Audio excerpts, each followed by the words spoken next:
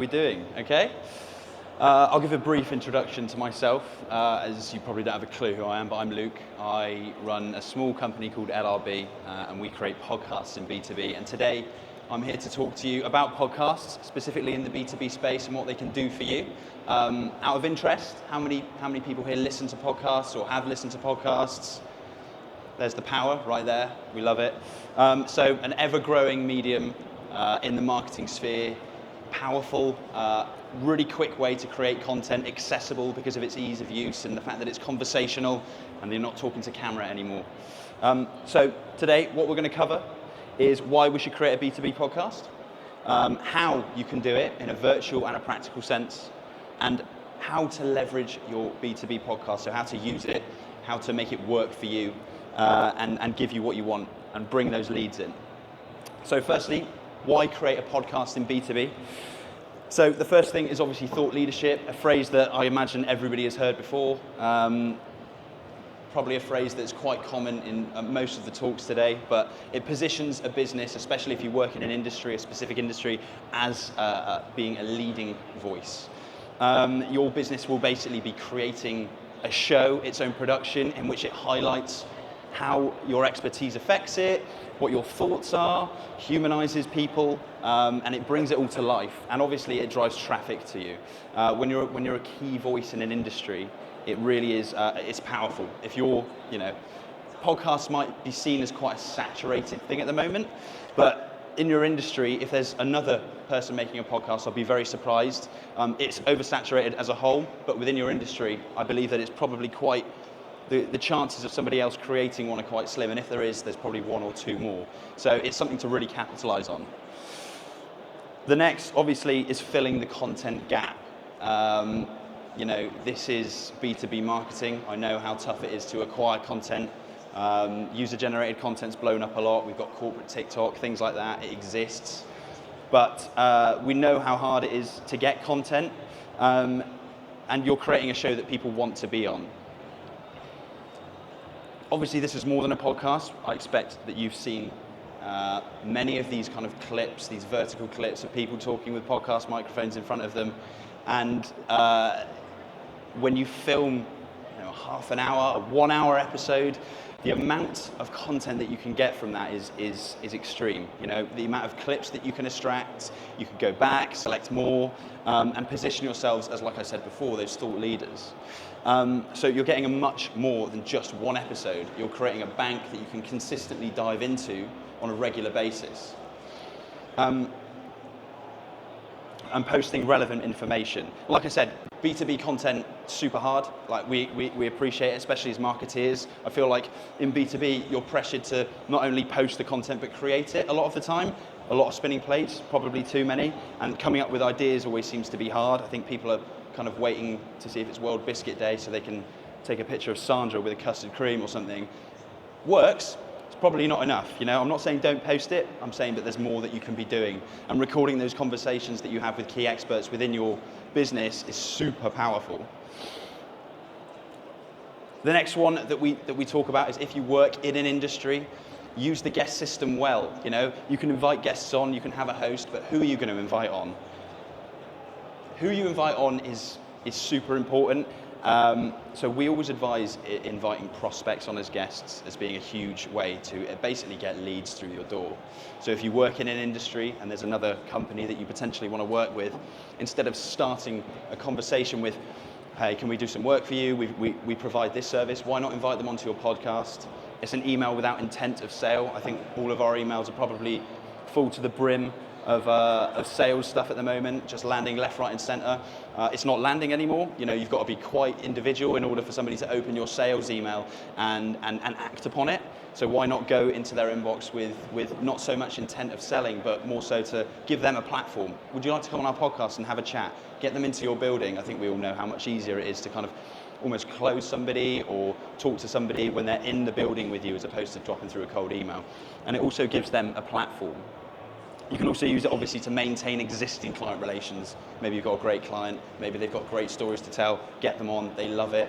Honestly, you'd be surprised on how much people like getting their ego stroked for an hour on a podcast can do.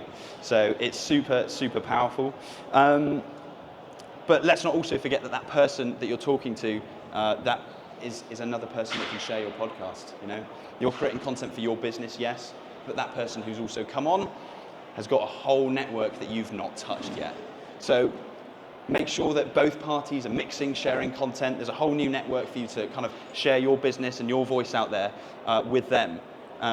Something that we really push and works wonders. So the next is how to create one. There's obviously a couple of routes that you can go down. So first of all is obviously understanding your niche. I'm assuming you will work in an industry or a sector or whatnot, so you're going to know your industry very well. But it's making sure that you're tailoring your questions that are working well and making sure that you're talking about things that are on trend, things that are happening right now, maybe even some controversial points, not to the point of like Channel 4 interviews, but I mean, is there anything that people are talking about that, that you can kind of add an opinion to, or maybe you can ask a question that something's happening in this industry right now, what's their opinion on it? How can you invoke discussion on LinkedIn, get people talking in the comment section on it? Because obviously interaction means more eyes. I don't think anybody really ever really got away with media by playing it safe. So, you know, not controversial to the level of asking them personal things, but controversial to the level of what is their opinion on something that's happening in the industry that they're maybe not happy about. This is when you're going to get clicks. Creating a theme and a title. So although this might be a podcast created by your company, we believe it should be its own thing. It should look like something. It should almost look like your business is sponsoring this to be in existence. So give it its own personality. Have fun with it, create a name, create branding. There's so much you can do with it. This is your own production. This is something that's coming out of your business. You want your company attached to it, of course, but you don't want your company to just be full out selling. This is basically marketing without intent of selling. I'm sure we've all heard of that classic 80-20 split with content. 80% of the content you should be posting should provide value, 20% should be selling. There's a good reason for that. Nobody wants to be sold to all the time. That's the simplicity of it, which is where we're trying to fill that 80% gap with the podcasts and the thought leadership. Like I said, brand it, making it a real production, brand guidelines, the lot. How do your subs look? How do your titles look? How does everything like that look? This needs to be something that looks good. For instance, if it looks good, people are going to want to come onto it, okay? I think we appreciate that a lot of people are starting Zoom podcasts. This is great. We're not against it. But when something looks well made, you're going to have a bit more of an incentive from people to want to come on. We had a client recently, started 4 episodes, released 2 of them. They looked great, and he was inundated with requests for people to come onto it, because like I said, people want a platform. And then he just gets to basically cherry pick who he comes on. Maybe he wants to work with a business, he'll get them on. He likes their stories, he'll get that person on. Super effective. But just know that your branding isn't permanent. I think we all know that, especially in a podcast sense. You're not going to start this and get thousands of listeners. Unfortunately, that's not how it works. This isn't Diary of a CEO. This is a B2B podcast. It's a little bit more dry. You're going to have a small viewership, but they're going to be loyal and dedicated. So don't be too attached to your brand. Know that episode 1 is going to look very, very different to episode 20. That's fine. You know, I don't think people are going to kick their toys out the pram just because you've changed the font.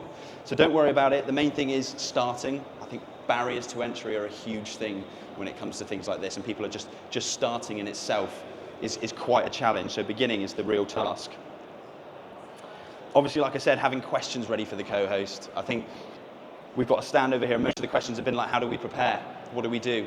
I think that's the beauty of the form of podcasts, is that the conversational aspect of it is beautiful. You can just dive into it. You'll have a list of questions for sure, but be aware that you're going to go off on tangents. Maybe they mention something, maybe you're the host, maybe you've got another host, but make people aware that this is conversational. The whole point in this is to humanize people. So you want to make sure that, yeah, you've got questions prepared, but you're more than prepared to ask other things. I hate the word, like I said, but try and be disruptive. The worst word in the marketing world, I believe. But like I said, nobody ever became successful in media by playing it safe, so have those questions in there that are going to raise discussion. Hire a small production company. Of course, I'm going to say this. But hire a small production company is the simplest way to do it. From a day, you'll be surprised on what you can get. Generally, we get around 4 episodes shot in a day. From that, we'll get 4 trailers, 3 social clips. That's already 20 assets that you can distribute throughout 3 months. That fills that content gap in seconds. So at the end of a day, you'll have so many assets to work with that, you're going to have time to distribute those accordingly and create a social strategy in order to send people to the episodes. Not everybody's got the budget, completely aware of that. Production companies sometimes cost quite a lot. You've probably heard of a service called Riverside if you've ever delved into the world of podcasts before. Riverside's super powerful. It's basically a virtual studio. Now I'm promoting another business for some reason, but it's a virtual studio that you can invite people in. So it's a bit like a Zoom call, but you invite your guests in, they can jump in from anywhere in the world, and you can record an episode. But then not only that, Riverside will then allow you to convert that into clips, into the episode itself. It's almost an editing tool in itself.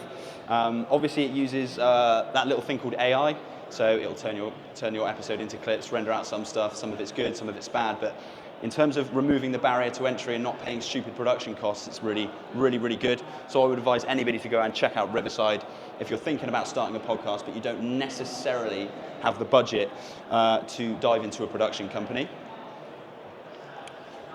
Audio and video is obviously key. This is an audio-first experience. So even if you are doing it virtually, it's very possible to get a good microphone and link it to your laptop or something, and making sure that your guest on the other side has clear audio and things like that. You might not think it matters. It does. People will stop listening if your audio sounds tinny and weird. So prioritize that. It's not hard to get a good microphone and plug it into your laptop. There's so many out there now. If you want, any advice on them, come over to K66. We're talking microphones all day long. As I said earlier, when you make a good-looking podcast, you're going to be inundated with requests of people to come on because people love tooting their own horn at the end of the day. So creating a booking system for guests to come on is something that you should be thinking of. It could be something as simple as a Google Doc, any sort of sheet, something that somebody can go into and request to be on your podcast. Remember, this is your production, but you want to make it feel like people are applying to be on. You don't want to be going out there begging for guests all the time. You want to have a consistent stream of guests and have people on there. Also, you're going to get cancellations, so it's always important to have that bank to dive into whenever you need to. But having that form and making sure that you've got people coming through requesting to be on, so you can cherry pick who you want, whether it's advantageous through a leads perspective or through thought leadership, so somebody being a good speaker, you can pick who you want basically. So, like I said, understanding that your podcast is going to look very different from episode 1 to episode 20. Ignore any sort of production parts, just begin. I think that's what everybody struggles with, is they think, I've got to think of scripts, I've got to film it, I've got to do this, I've got to do that, I've got to prepare the guests. Great, okay. Maybe why don't you just start this internally? Maybe you get a couple of people, a couple of staff members talking to each other. You all know what you're talking about in your own industry, right? You've had some discussions, and I think we've all sat next to that mate of ours and gone, we should definitely start a podcast. So, you've got it. If you can talk to your friend, you can start a podcast. It's as simple as that. But don't be tied to the format. This is something that you're going to begin with, and it might look quite crap at the start, but as you learn and you progress and you understand the structure and things like that, you're going to understand that what works and what doesn't work. So not being married to a format is very valuable. Lastly, section 3 is how to leverage it. Obviously, something is only as good as you use it. So you might have the best product in the world, but if you're not marketing it correctly, then it's almost irrelevant. So ensuring you have a social strategy, a bit like the one to the right. This is very rough and ready, but making sure that you're having those consistent touch points. So you've got an episode for sure. You're ready. What's the strategy after? Are we just going to post a clip and then hope that everybody goes and watches it? Unfortunately, I think we all know it doesn't work like that. So making sure that you've got regular touch points every week, almost having a 3-week strategy with every single episode is what we advise. This day we'll post the full pod, clip 1, maybe there's a trailer, then we'll do an article on LinkedIn about it, clip 2, then we'll run an email campaign about a part of the episode that we spoke about so that people are running through it. Clip 1, reshare again. There needs to be touch points. People don't always have the time for this. So you need to make sure that you're regularly on the news feed to make sure that they come back, have a look, see what's going on, which also leads to length. What kind of length should you be doing for your pod? We call these commuter pods in B2B, being that nobody's unfortunately going to be listening to these in their own time. So 30 minutes is ideal. It's perfect for a train journey, for a car journey. People are going to be putting it on maybe in their lunch break. The commuter style pod is what we really root for.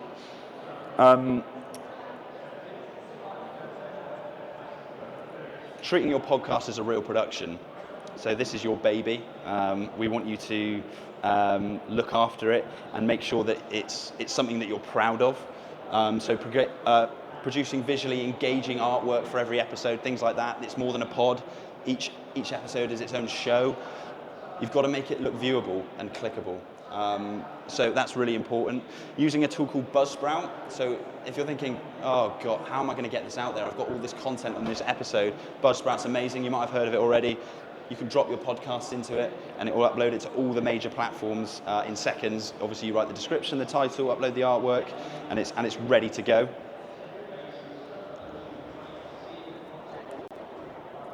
The content that you make is also not time specific.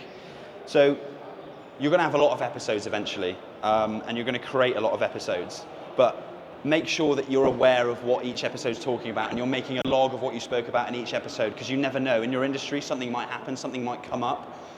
Wait, we spoke about that in episode 14. You can dive back in, extract a clip, be part of the conversation again. It really is as simple as that. It's just making sure that you know what you're doing.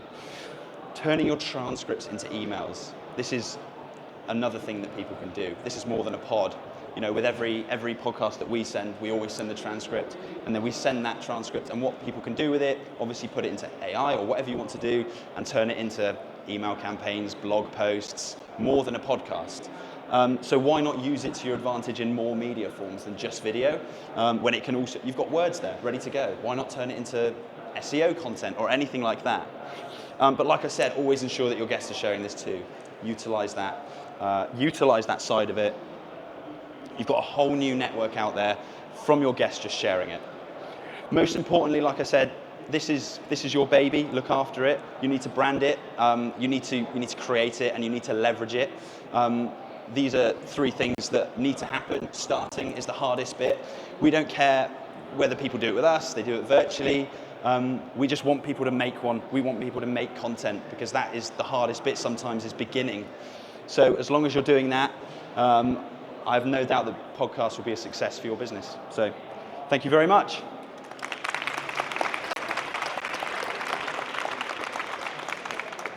Ladies and gentlemen, leave your headsets on the back of the seats, please.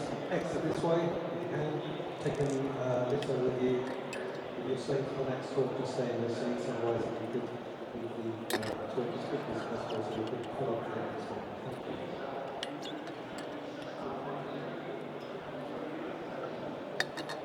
How you doing? Lovely to meet you. I'm Mireia. Lovely to meet you. Thank you very much for coming. I'm from the Social Shepherd. It's a social media. I know you guys. Do you know? Yeah. Oh, lovely. My editor, Yeah. I believe his old colleague used to work for you guys. Yeah, I don't know his name, but that's how I know you. And then I got to know you on LinkedIn, obviously. Okay. Yeah. So we've got a podcast. Nice. Good. And I've got questions. Yeah. Pretty much. Thank you so much. I don't know if you've seen it from good times, but there's like particular platforms that work better, because we've tried to push it through YouTube and Spotify, Apple Podcasts. Yeah. Do you see, like, is it worth investing in one more than another? I think putting it everywhere is safe, because it's not too hard. When you've got things like Buzzsprout, Yeah. YouTube's like super underrated, I think, because That's where we get more. yeah, what on YouTube?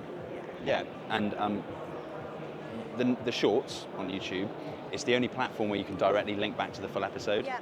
So you can't do that on anything else. So you might post a short on LinkedIn, which is great. But then you have to go externally to YouTube, to a link, or to Spotify to go and watch it. You can only stay in-app on YouTube.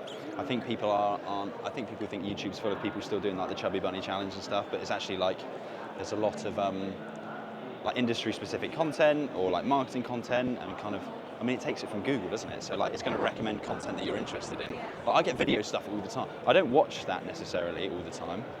Like I'm watching golf or something, but like because I'm Googling you know, something in the video sphere or podcast sphere, it'll come up because they cross. So yeah, but I think being everywhere, I mean, LinkedIn, I mean, it's just, at the moment, is super powerful. That's the thing, like, I feel like where we get the most impressions used is when we do the clips, as you said, the clips is really what put it on TikTok. It just, Yeah.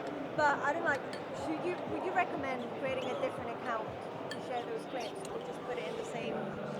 I do it on YouTube or on anything. Just on TikTok and Instagram. I mean, LinkedIn is just the same thing, but my manager keeps saying, should we create a different account on TikTok just to have the clips? Yeah, I mean, It's not mixed with are you doing it others. through the Social Shepherd at the moment? That's where you're Yeah. posting the clips. You just got like one account for Instagram, one account for TikTok. I think, so what I would do in that situation is have the podcast as its own account. Really? Yeah, as well, but then also cross-posting onto the company page now and again. So maybe you do like 4 clips a week on your podcast account, but 1 clip a week on the Social Shepherd account. Because then it makes it look like its own production, and it doesn't look as selly, and it doesn't look as like, we're the Social Shepherd. This is a podcast by Social Shepherd, you know? That's what, I'd cover both bases. Yeah, I think it's worth it.